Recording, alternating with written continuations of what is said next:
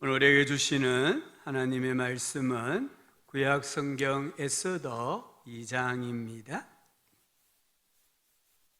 구약 성경 750쪽 에스더서 2장 1절부터 7절까지 말씀입니다. 말씀을 교독하여서 읽겠습니다. 그 후에 아하수에로 왕의 노가 그침에 와스디와 그가 행한 일과 그에 대하여 내린 조서를 생각하거늘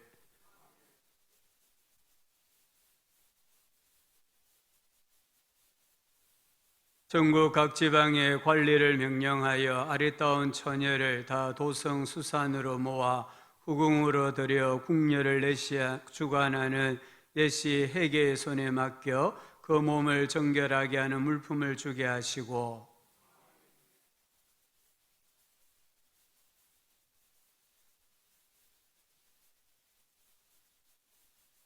도성 수산에 한 유다인이 있으니 이름은 모르드게라. 그는 베냐민 자손이니 기스의 증손이요 시므이의 손자요 야일의 아들이라.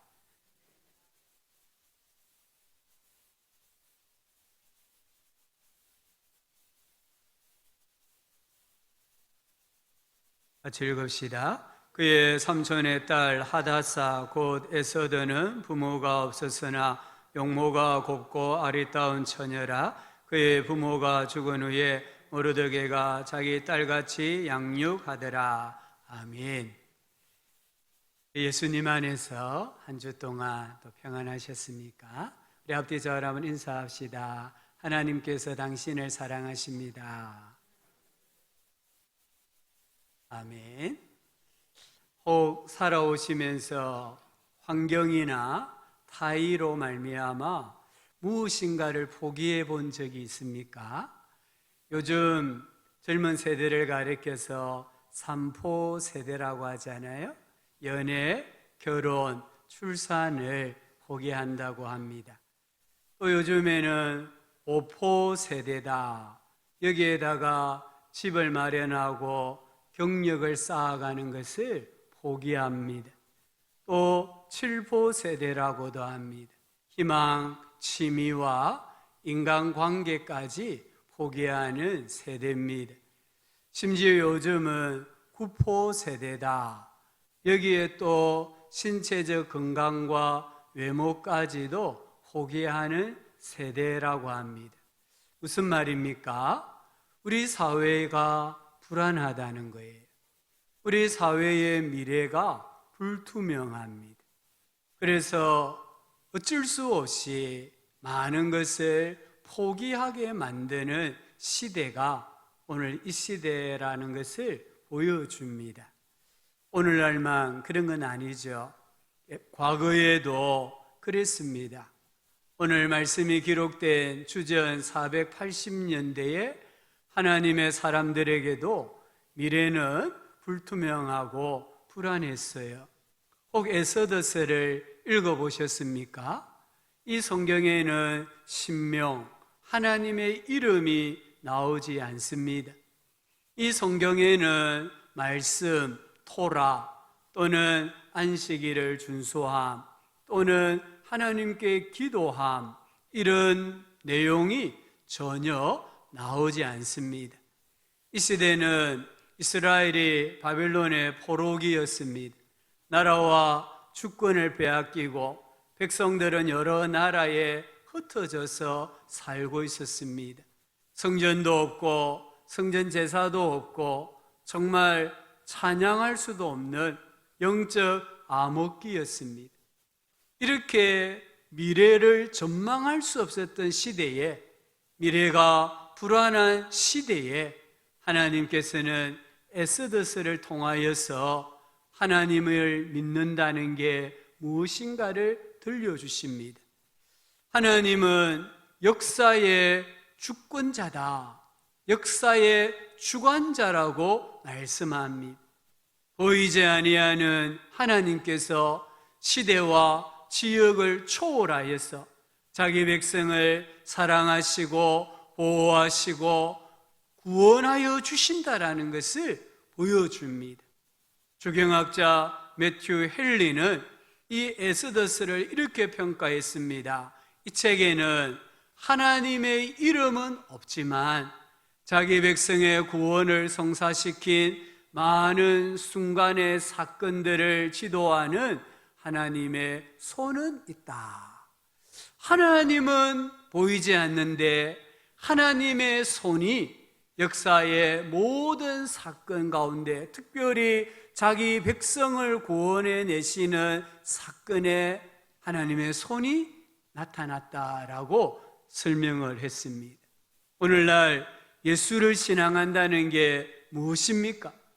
우리 성도님들 예수님을 믿으시는데 예수를 믿는다는 게 무엇입니까? 욥기 23장 8절 9절에 있어 이렇게 말했습니다. 그런데란 말은 내가 예수를 믿는데, 내가 하나님을 믿는데 어떻다는 거예요? 내가 앞으로 가도 그가 아니 계시고 뒤로 가도 보이지 아니하며 그가 왼쪽에서 일하시나 내가 만날 수 없고 그가 오른쪽으로 돌이키시나 배울 수 없구나. 이게 우리 신자의 현실이라는 거예요. 내가 하나님을 믿는데, 예수님을 믿는데 하나님이 안 보인다는 거예요. 내가 천국 소망을 가지고 살아가는데 천국을 볼 수 없다는 거예요. 내가 하나님께서는 만사 형통하리라고 하셨는데 우리 미래가 불완전한 거예요. 불투명하다는 거예요. 이게 오늘 신자들의 현실입니다. 그런데 욥은 어떻게 한다라고 말씀합니까? 23장 10절에 보면 그러나 많은 사람들이 하나님이 안 보인다고, 천국을 볼 수 없다고 믿음에서 실족하는데 나는 내가 가는 길을 그가 아시나니, 하나님이 자기를 아신다 하잖아요. 보이지 아니하시는 하나님이 자기 인생길을 아신다는 거예요. 그가 나를 단련하신 후에는 내가 순금같이 되어 나오리라. 오늘 많은 사람들이 눈에 보이는 증거를 원합니다. 눈에 보이는 기적과 손에 잡히는 축복을 강구합니다. 내가 신앙생활에서 복을 받고 번성하면은 하나님이 있다라고 생각하지만 때로는 고난과 역경과 박해가 오면은 하나님 정말 계실까? 하나님 정말 살아계실까? 의구심을 가지고 믿음의 길에서 실족하는 사람이 많다는 것이에요. 그런 상황에서 또 욥은 23장 11절 12절에 내 발이 그의 걸음을 바로 따랐으며 내가 그의 길을 지켜 치우치지 아니하였고 내가 그의 입술의 명령을 어기지 아니하고 정한 음식보다 그의 입의 말씀을 귀히 여겼도다. 눈에 보이지 않는 하나님, 또 내 손에 뭔가 붙들리지 않는, 내가 붙잡을 수 없는 신앙의 그 무언가 있는 가운데 나는 그럼에도 불구하고 하나님을 믿습니다. 하나님 말씀을 사랑합니다. 이렇게 고백하는 거예요. 23장 13절 14절에서는 그의 마음에, 그는 하나님입니다. 하나님의 마음에 하고자 하시는 것이면 그것을 행하시나니, 이 말씀 붙잡으셔야 돼요. 하나님 마음에 하고자 하시는 것이 있다고 한다면은 그것을 행하시는 분이 하나님이다. 그런즉 내게 작정하신 것을 이루실 것이라, 그런 일이 그에게 많이 있다라고 고백합니다. 욥은 이해할 수 없는 게 많았습니다. 설명할 수 없는 게 많았습니다. 하루아침에 전 재산 잃어버렸습니다. 하루아침에 10 자녀 생명 잃어버렸습니다. 하루아침에 몸에 종기가 생겨서 기와장으로 긁어야만 그나마 시원함을 느낄 수 있었습니다. 하루아침에 아내가 저주를 하고 떠나버렸습니다. 어떻게 설명하실래요? 욥기서에 보면 욥이 아무리 설명해도요 친구들이 이해하지 못해요. 친구들은 욥이 설명하면 할수록 더 오해하고 욥을 코너로 몰아붙이는 것을 볼 수 있어요. 그런데 욥이 깨달은 게 뭡니까? 내 마음대로, 내 생각대로, 내 계획대로 안 되는 일이 너무 많지만 하나님께서 자기 인생에 작정하신 것은 반드시 이루신다. 이게 욥의 믿음이었던 거예요. 우리가 설명한다고 되는 게 아니에요. 내가 알고 내가 이해한다고 되는 게 아니에요. 우리 인생은 미지의 미완성으로 남는 게 훨씬 많아요. 그런데도 하나님께서 내 인생에 작정하신 것, 내 인생에 계획하신 것은 반드시 이루신다. 이 욥의 믿음을 우리 성도님들이 함께 공유하실 수 있기를 주의 이름으로 축복합니다. 우리 기독교 신앙은요, 지금 내가 처한 환경과 현실이 어떠하든지 또는 어떤 일이 일어나든지 하나님은 하나님의 뜻대로 행하신다. 하나님은 하나님의 뜻대로 성취시키신다 라는 것을 믿는 믿음이에요. 오늘 우리가 읽은 이 에스더스는 페르시아 아수에로 왕 때에 일어난 일이었어요. 이 에스더스는 미래가 불투명하고 미래가 불안한 그 시대에 하나님의 섭리를 믿는다는 게 얼마나 큰 힘이요 능력이라는 것을 우리에게 가르쳐 줍니다. 아수에로, 이 아수에로는 역사책에 보면은 크세르크세크입니다. 페르시아의 세 번째 대왕이었던 크세르크세크가 오늘 성경에 나오는 아수에로 왕이에요. 우리 젊은 사람들 혹 영화 300이라는 영화를 보셨는지 모르겠는데요, 페르시아와 그리스가 전쟁하는 내용이잖아요.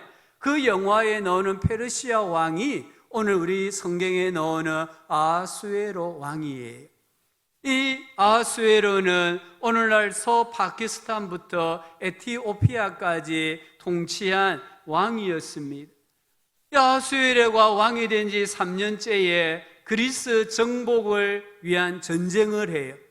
이 전쟁을 준비하기 위해서 모든 신하들과 127지방의 그 관리들을 위로하기 위해서 1장 4절에 보면은 180일간 무려 6개월 동안 잔치를 베풀었어요.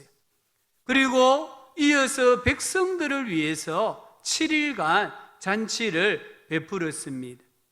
백성을 위해 베푼 잔치 마지막 날에 왕이 술에 취했습니다.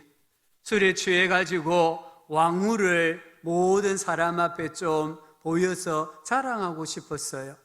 그래서 7명의 내시에게 왕후에게 몸단장하고 나아오라는 어명을 전했습니다.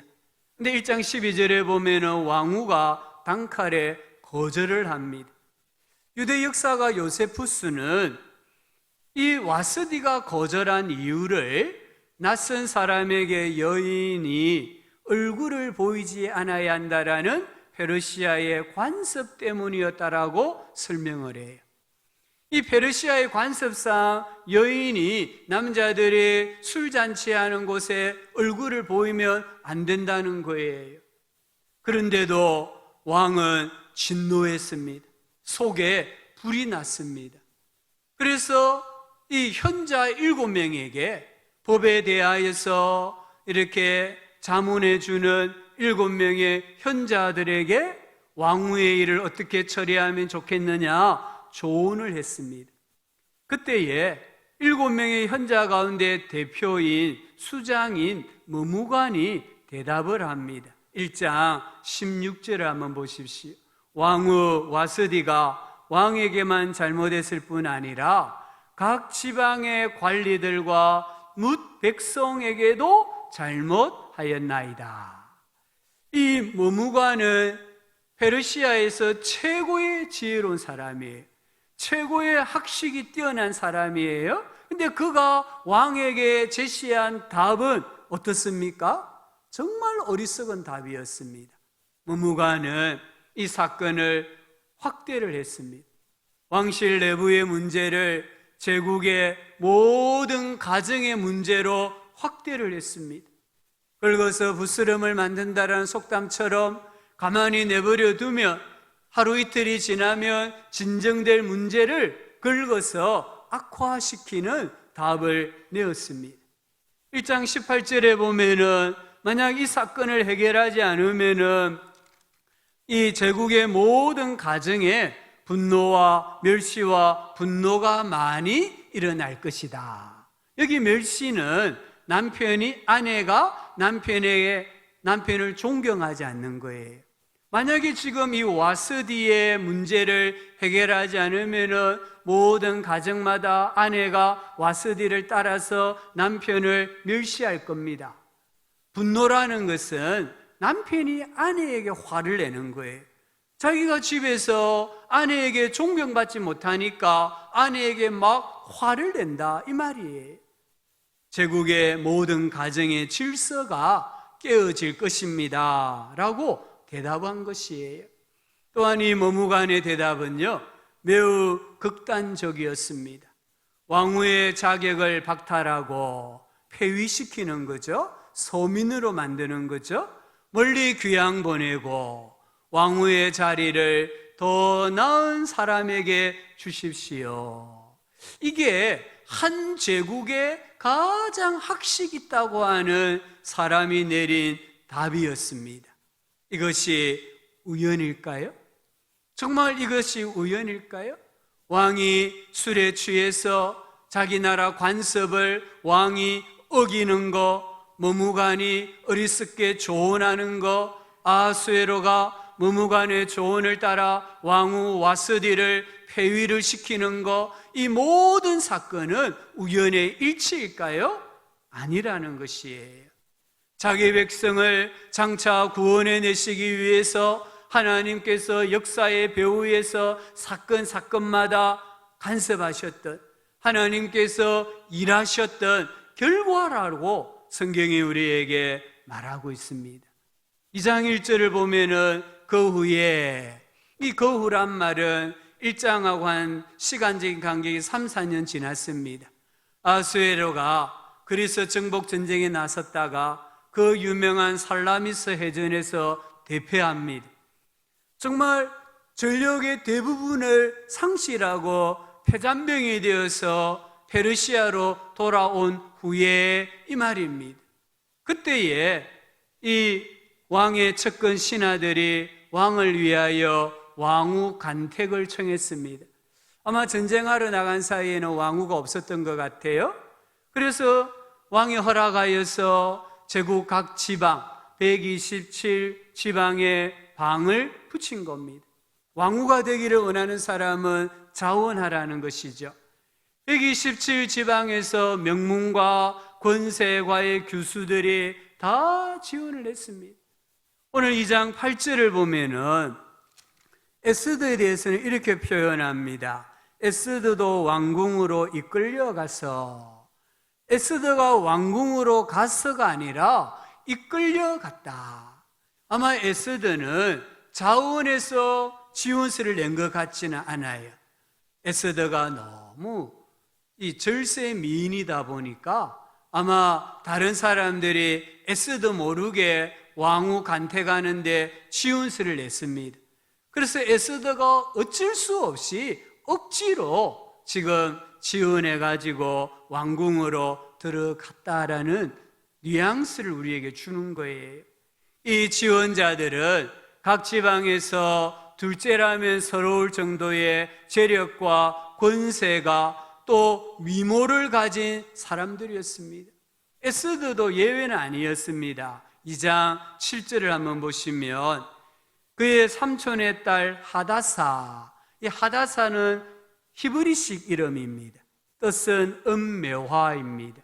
곧 에스더는 바벨론식 이름입니다. 뜻은 별, 스타를 뜻합니다. 그의 삼촌의 딸 하다사 곧 에스더는 부모가 없었으나 용모가 곱고 아리따운 처녀라. 그의 부모가 죽은 후에 모르드게가 자기 딸같이 양육하였더라. 이 에스더도 정말 절세의 미인이었습니다. 이 에스더는 정말 그의 이름처럼 별같이 빛나는 미모를 지녔고 매와 향기처럼 탁월한 성품을 가졌어요. 그러나 에스더에게는 무엇이 없었습니까? 부모님이 안 계셨어요. 에스더는 고아였습니다. 에스더는 갈 곳이 없었습니다. 요즘 이 오디션 프로그램이 참 유행하잖아요. 그게 나올 정도면요, 전부 다 노래 잘해요. 또 춤도 잘 춰요. 끼도 있어요.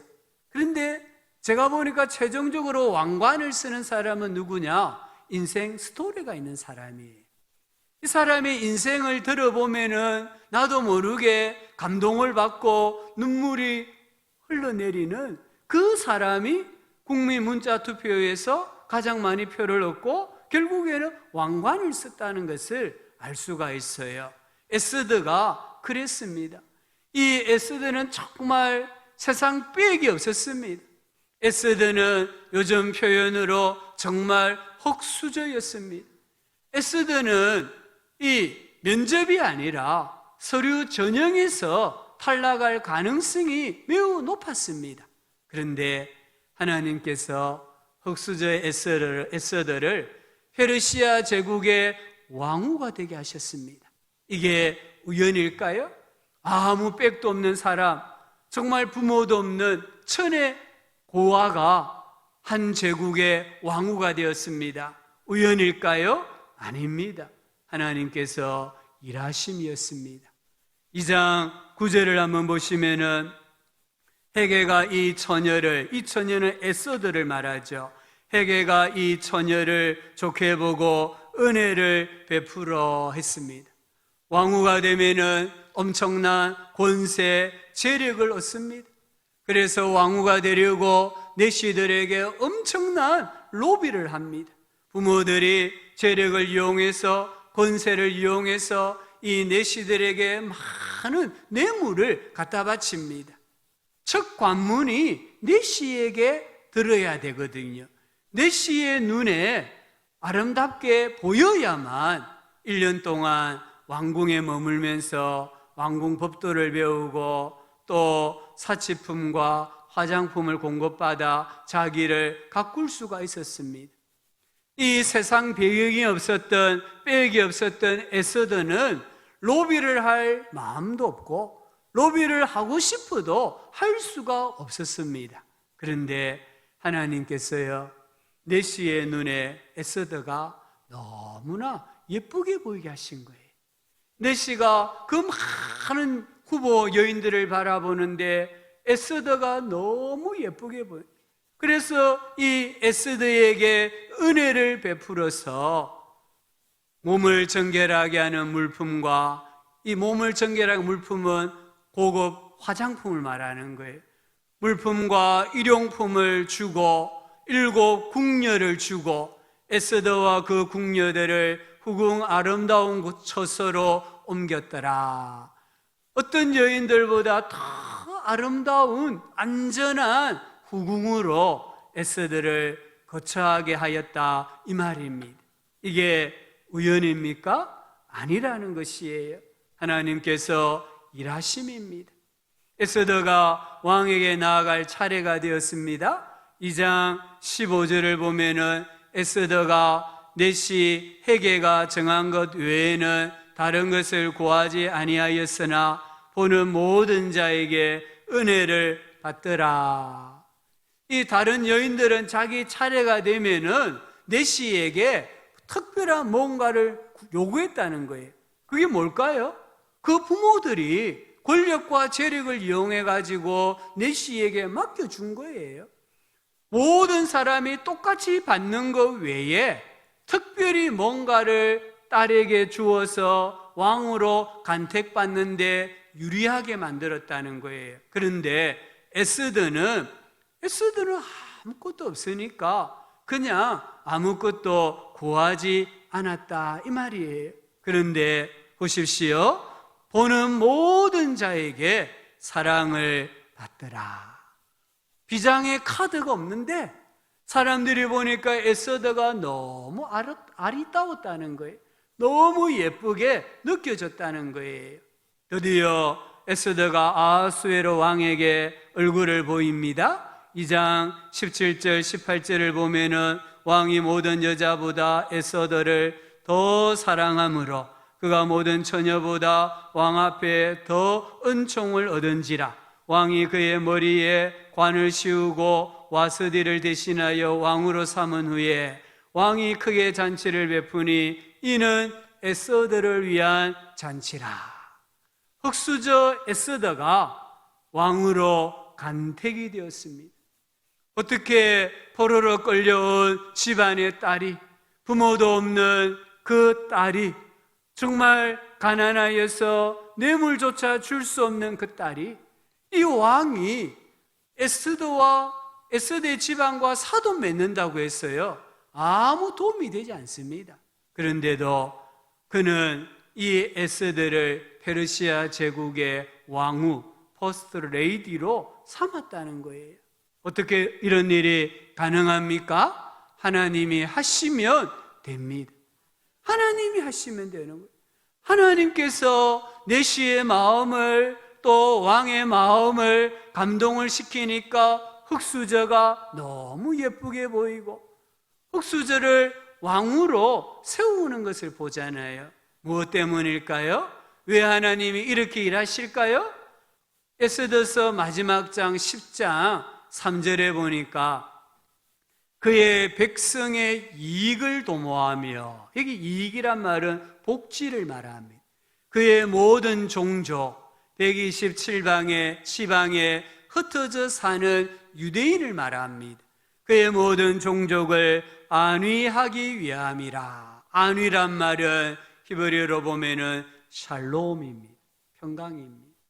하나님께서는 여러 나라에 흩어져 사는 자기 백성들에게 건강과 안정과 형통함과 풍요함을 주시기 위해서 이렇게 일하고 계셨다라는 것을 나타냅니다.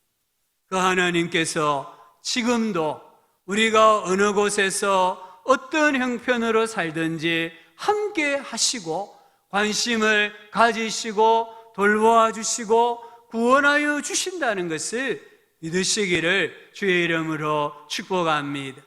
하나님은 역사의 주인이십니다. 동시에 내 인생의 주인이십니다. 하나님은 내가 가진 배경을, 세상적인 백을 뛰어넘어서 일하고 계십니다. 하나님은 내가 뒷배가 없다 할지라도 하나님은 일하고 계십니다. 내가 정말 약하면 약할수록, 내가 흑수저이면 흑수저일수록 하나님은 더욱 열심히 일하고 계십니다. 우리는 어떤 환경과 어떤 상황 속에서도 하나님께서 지금도 나를 위하여 일하고 계신다라고 믿어야 됩니다. 이 믿음을 가질 때에 우리는요, 당당하게 또 소망을 가지고 살아갈 수 있습니다. 요셉을 보십시오. 하나님의 일하심이 아니면은 요셉의 인생을 어떻게 설명할 수 있겠습니까? 17살에 형들의 질투로 상인들에게 팔렸잖아요. 이 상인들이 또 윗돈을 올려가지고 애굽의 보디발 집에 노예로 팔았잖아요. 17살에 종으로 팔려간 요셉은 죽도록 충성했습니다. 결과가 무엇입니까? 결과는요, 성폭력범이라는 누명이었습니다. 성폭력범이라는 누명을 쓰고 옥에 갇히는 거예요. 이것도 참 신기해요. 이런 경우에는 이 적결 사형입니다. 바로 죽여버립니다. 그런데 주인 보디발이요, 요셉을 안 죽이잖아요. 또 요셉을 옥에 가두었는데 일반 잡범이나 또는 강도나 폭력 범죄에 저지른 사람을 가두는 감옥이 아니라 왕의 죄수들을 가두는 특별 감옥이잖아요. 어떻게 이런 일이 가능합니까? 얼마나 신기합니까? 그 감옥에서도 요셉은 죽도록 충성했습니다. 그 감옥의 모든 정치범들을 요셉이 다 돌보고 재반 사무를 맡았습니다. 어느 날 그 감옥에 정치범 2사람이 들어왔습니다. 바로 왕의 술 맡은 자와 떡 굽는 자였습니다. 이 2사람이 한날 동시에 꿈을 꿨는데 징조가 있었습니다. 요셉이 그 꿈을 해석해 주었습니다. 그리고 술 맡은 관원장에게 인간적으로 정말 간곡하게 부탁했습니다. 당신이 잘 되시거든. 무슨 말입니까? 당신이 내가 꿈을 해석한 대로 복직을 하면, 이 말이잖아요. 당신이 잘 되시거든 나를 생각하고 내게 은혜를 베풀어서 내 사정을 바로에게 아뢰어 이 집에서, 감옥에서 나를 건져 주십시오. 술 맡은 관원장은 요셉의 말대로 복직이 되었습니다. 그런데 요셉을 까맣게 잊어버렸습니다. 이때에 요셉의 마음이 어땠을까요? 인간적으로 얼마나 배신감을 느꼈을까요? 인간적으로 얼마나 분노했을까요? 그런데 보십시오. 하나님이 까맣게 잊어버리게 만드심으로 요셉의 인생을 역전시키잖아요. 만약 이때에 술 맡은 관원장이 인간적인 정 때문에 요셉을 기억했다면 요셉은 감옥에서 나왔겠지만 여전히 히브리 노예입니다. 다른 검문 세도가에 들어가서 노예 생활할 수밖에 없는 처지입니다. 그런데요, 하나님이 잊어버리게 하시잖아요. 그리고 만 2년 후에 바로가 꿈을 꾸었습니다. 아무도 그 꿈을 해석할 수 없었습니다. 바로 그때 술 맡은 관원장이 2년 동안 까맣게 잊고 살았던 요셉이 기억이 났습니다. 얼마나 타이밍이 절묘합니까? 그리고 요셉을 바로에게 청구했고 요셉이 바로의 꿈을 해석했고 바로가 요셉을 애굽의 제2인자 국무총리로 세웠습니다. 이게 우연입니까? 요셉이 형들을 만났을 때 말하잖아요. 나는 당신들이 애굽에 팔아넘긴 요셉입니다. 그러나 나를 이리로 보낸 이는 형님들이 아니라 하나님이십니다. 자기 인생에 일어난 모든 사건을 해석을 하는데 사람 중심으로, 사건 중심으로 해석하지 않고 하나님의 섭리로 해석하는 거예요. 하나님의 섭리에 의해서 내가 여기까지 왔습니다. 하나님께서 형들을 사용하시고 미디안 상인들을 사용하시고 또 보디발을 사용하시고 또 술 맡은 자를 사용하셔서 하나님이 섭리하신 결과 오늘 제가 여기에 와 있습니다라고 답하는 거잖아요. 우리 성도님들도 얼마나 많은 사건을 경험했습니까? 인생을 살아오면서 수많은 사건을 만났을 거예요. 그 사건들을 어떻게 해석을 하셨습니까? 내가 만나는 사건은 중요하지 않아요. 모든 사람에게 어떤 의미에서 90%는 동일한 사건이에요. 그런데 그 동일한 사건을 어떻게 해석하느냐, 거기에 인생이 달려있는 거예요. 요셉은 하나님의 관점으로 그 청소년 시절부터 겪어왔던 사건을 해석을 하니까 마음에 상처가 없잖아요. 트라우마가 없잖아요. 원한이 없잖아요. 한이 없잖아요. 그 모든 사건을 통해서 받았던 상처가 치유가 되잖아요. 우리 성도님들, 하나님의 관점으로 우리 인생에 만난 사건들, 만나야 될 사건들을 해석함으로 영혼이 치유받는 은혜가 있기를 주의 이름으로 축복합니다. 바울이 예수님 만나고 얼마나 열심을 했습니까? 바울은 진짜 열심쟁이거든요. 그런데요, 어떤 학자가 바울의 인생을 쭉 연구를 해보니까 바울은 5년마다 한 번씩 감옥에 들어갔답니다. 주의 복음을 전하다가 5년마다 한 번씩은 감옥에 들어갔대요. 바울이 얼마나 답답했을까요? 지금 스페인까지 가서 복음을 전해야 되는데, 세계의 복음화의 꿈을 가지고 있는데 하나님께서 5년마다 한 번씩 감옥에 집어넣었다는 겁니다. 그런데 뒤돌아보니까 그 시기가, 감옥에 들어가 있었던 시간이 바울의 인생 중에 가장 행복한 시간이었습니다. 하나님과 친밀하게 교제하고 하나님께 기도하고 하나님께 계시를 받고 하늘 문이 열리고 바울이 쓴 성경 중에 4권, 에베소서, 빌립보서, 골로새서, 빌레몬서, 옥중 서신, 이 4권을 옥에서 쓴 거예요. 만약에 하나님이 바울을 감옥으로 몰아넣지 아니하셨다고 하면은 선교는 했겠지만 결코 성경을 쓸 만한 여유나 시간이 없었던 거예요. 하나님의 섭리로 감옥에 갔고 그곳에서 성경을 쓰고 그곳에서 편지로 교회를 신방을 했다라는 것을 보여줍니다. 성경에 보면은 아굴라와 브리스길라 부부가 나옵니다. 이 부부는 로마에서 살았습니다. 로마 대제국의 수도에서 살았습니다. 그런데 어느 날 유대인들이 폭동을 일으켰습니다. 그 폭동으로 인해서 황제가 로마에 사는 모든 유대인들은 추방시켜라 합니다. 그래서 그 안락하고 편리한 대제국, 대도시의 생활에서 마치 깡촌, 시골이나 어촌과 같은 곳으로 추방을 당해요. 고린도 이 어촌까지 추방을 당해요. 미래가 불투명했습니다. 하나님을 원망했습니다. 그런데 고린도에서 누구를 만납니까? 사도 바울을 만나는 거예요. 업이 갔다 보니까 금세 친해졌고 바울에게서 복음을 듣게 되고 바울의 동역자가 되고 에베소 교회의 지도자가 되는 거예요. 이 아볼로라는 사람을 만나가지고 그리스도의 십자가의 죽으심과 부활하심을 전하게 되고 아볼로를 에베소 고린도 교회의 지도자로 또 파송하게 돼요. 이게 우연입니까? 이 부부가요, 이게 우연이 아니라는 거예요. 하나님의 손길이다.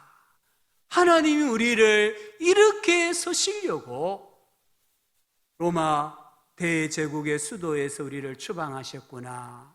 하나님의 손길을 깨달은 후에는요, 복음을 위하여, 교회와 주의 종을 위하여 자기들의 목숨까지도 내어놓는 삶을 사는 부부가 되었습니다.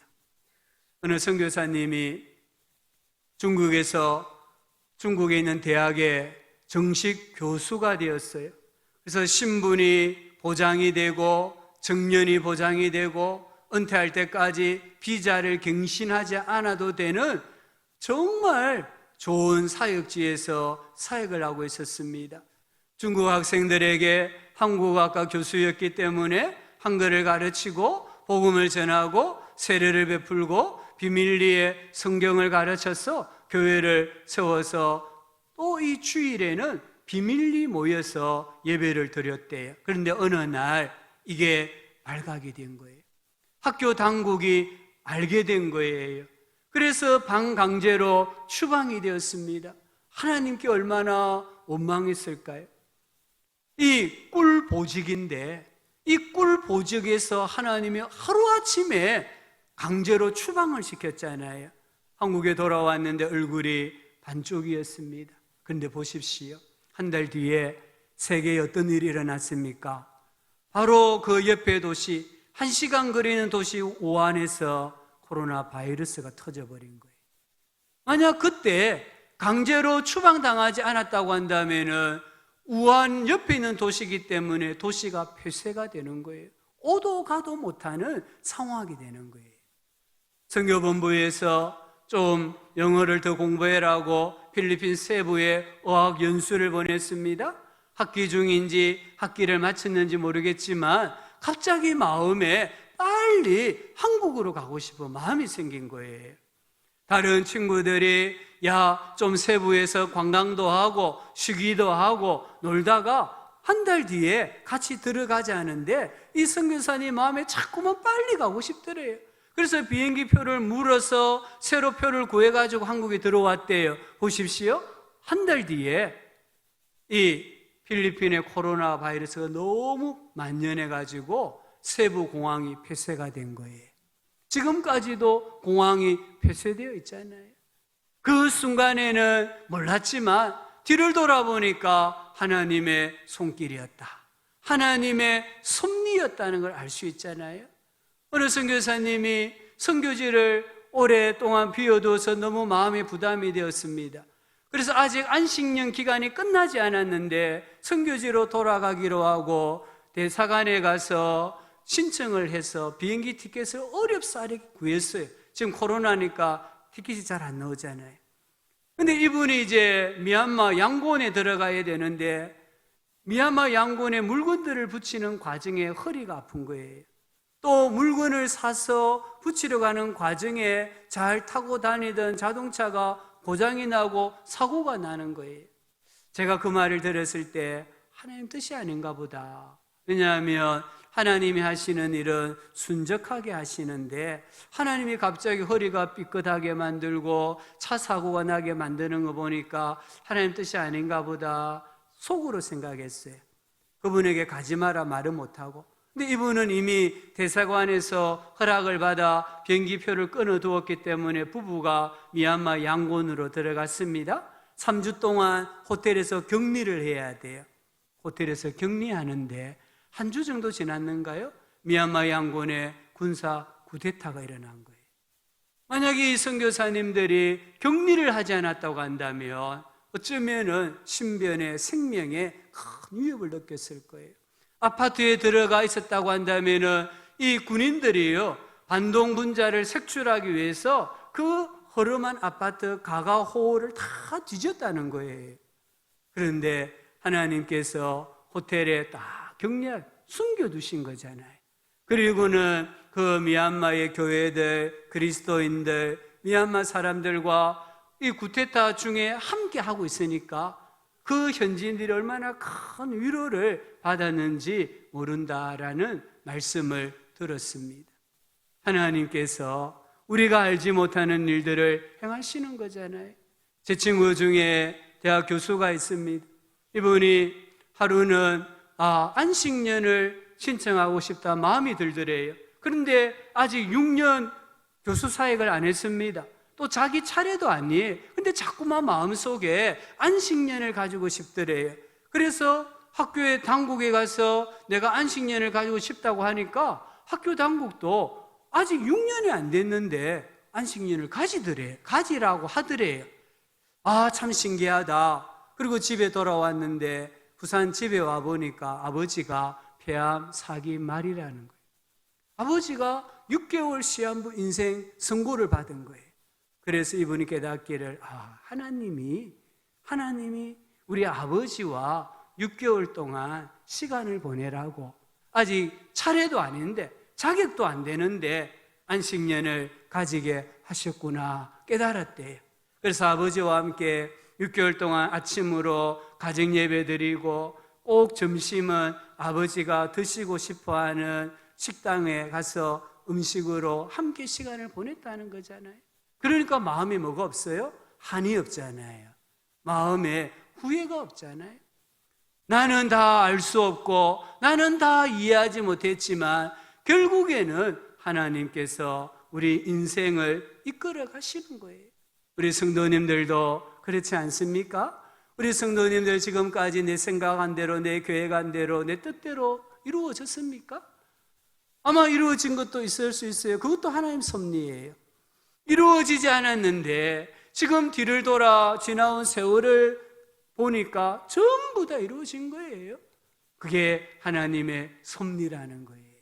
잠언 20장 24절에 사람의 걸음은 여호와로 말미암나니 사람이 어찌 자기의 길을 알 수 있으랴 했습니다.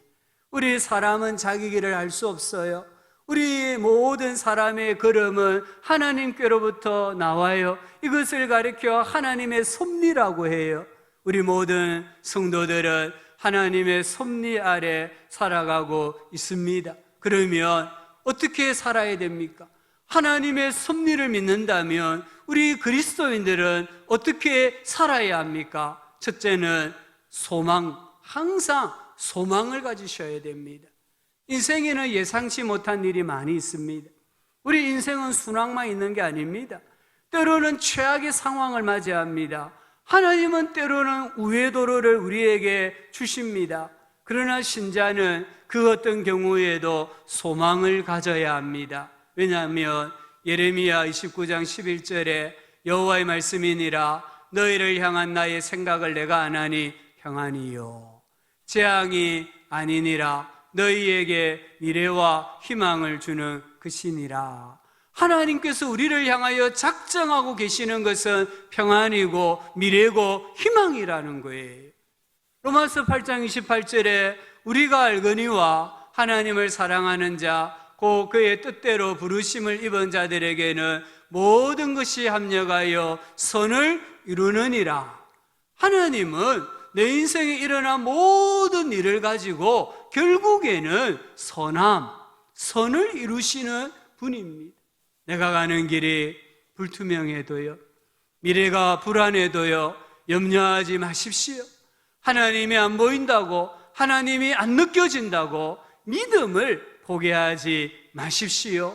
하나님께서 나를 위하여 일하고 계신다라는 믿음을 가지고 소망 가운데 인내하며 살아가는 성도가 되시기를 주의 이름으로 축복합니다.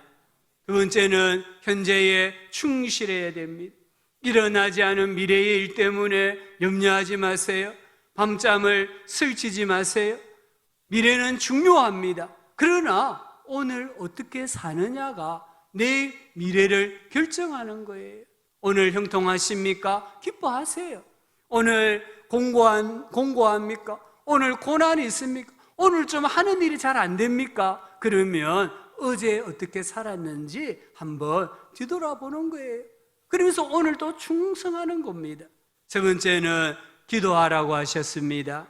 예레미야 33장 2절 3절에 이를 행하시는 여호와, 그것을 만들며 성취하시는 여호와, 그의 이름을 여호와라 하는 이가 이와 같이 이르시는도다. 너는 내게 부르짖으라. 내가 네게 응답하겠고 내가 알지 못하는 크고 은밀한 일을 내게 보이리라.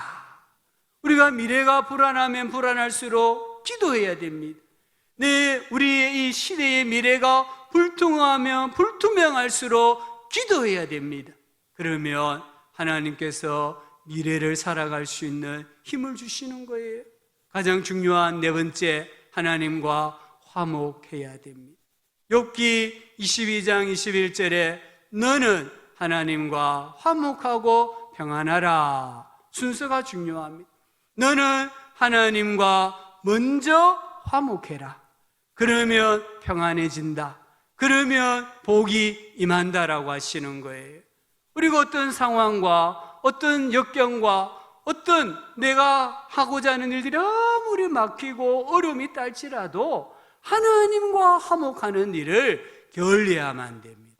하나님을 멀리하면 안 됩니다.